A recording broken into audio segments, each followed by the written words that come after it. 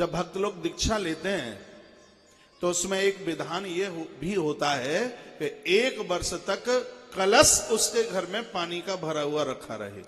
लेकिन सबके लिए जरूरी नहीं होता, इसलिए महात्मा लोग एक नारियल दे देते हैं, कह देते हैं कि ये 1 साल तक अपने घर में रखना और साल के बाद इसको आप नदी में प्रवाहित कर देना। क्योंकि श्रीफल, ये श्रीफल है ना, इसमें ये गणेश की ये चारों संपदा इसमें छिपी हुई है, जो मैं ये निवेदन कर रहा हूं। ये श्रीफल जिसको आप नारियल के रूप में समझते हैं, समृद्धि का बहुत कारक है।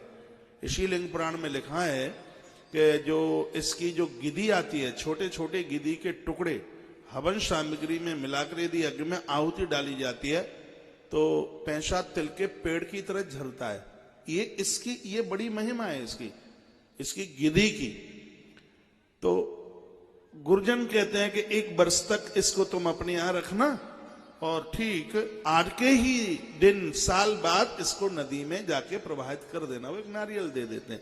नहीं तो वहां पूरा विधान कलश का है। कभी आप किसी साधु से आप दीक्षा लेते हैं, 1 साल तक ऐसा कोई नियम बनाइए। 1 साल तक मंदिर में जाएंगे, 8 दिन में जाएंगे या 15 दिन में जाएंगे। 1 साल तक हम महादेव के ऊपर बेलपत्र चढ़ाएंगे, 1 साल तक हम कोई व्रत करेंगे। इस प्रकार से वो 3 साल तक, 3 साल का मतलब होता है 1000 दिन।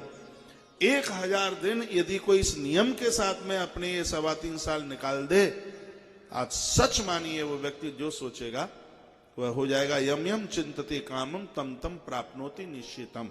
ये इतनी सी चीजें हम आपको निवेदन कर रहे हैं और ये शास्त्रों के बाहर नहीं है, क्योंकि शास्त्रों के बाहर तो मुझसे कुछ आता ही नहीं है। ये मैंने कुछ चीजें आपको गणेश पुराण से बोली हैं। अब ये सब बातें मैं आपको इसलिए बोल देता हूं क्योंकि मैं फ्री बैठता नहीं हूं। ये बिल्कुल जरूरी नहीं है कि मैं लिंग पुराण की कथा कर रहा हूं तो मैं लिंग पुराण ही पढ़ूं। नहीं, मेरे हाथ में तो जो बुक लगती है, हम तो पूरा का पूरा क्विंटल तो किताब लेकर के चलते हैं। आदत में, धमनियों में, इसके बिना हम रह ही नहीं सकते। चलो कथा चल रही है, कथा न हो तो भी ऐसा एक स्वाध्याय में एक आदत सी में बात है। ये तो आपने मुझे 9 दिन का टाइम दिया है लिंग पुराण के लिए। श्लोक कोई ज्यादा नहीं है, इसमें 11,000 श्लोक हैं। यदि यह कथा लिंग पुराण की, मैं बिल्कुल अभिमान के साथ नहीं कह रहा हूं, हनुमंत लाल जी मुझे क्षमा करें, मैं बहुत विनम्रता के साथ कह रहा हूं, 6 महीने तक इन 11,000 श्लोकों के ऊपर व्याख्या हो सकती है तो भी ग्रंथ की कथा पूरी ना हो पावे, नहीं हो पाएगी। इन ग्रंथों ने हमारी वासना की गांठ खोली है, हमारी अविद्या की गांठ खोली है। इसलिए मैं बराबर कहता रहता हूं, निवेदन करता रहता हूं कि आप ग्रंथों का स्वाध्याय कीजिए। आज किताबें बिकना बंद हो गया मोबाइल की वजह से।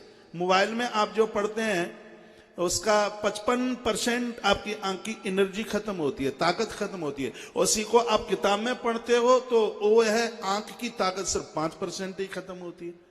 तो ज्यादा से ज्यादा अब हनुमान चालीसा, सुंदरकांड आप मोबाइल में भी पढ़ लेंगे, लेकिन मोबाइल वाला जो आप सुंदरकांड पढ़ेंगे वो अनुष्ठान रूप में नहीं होगा।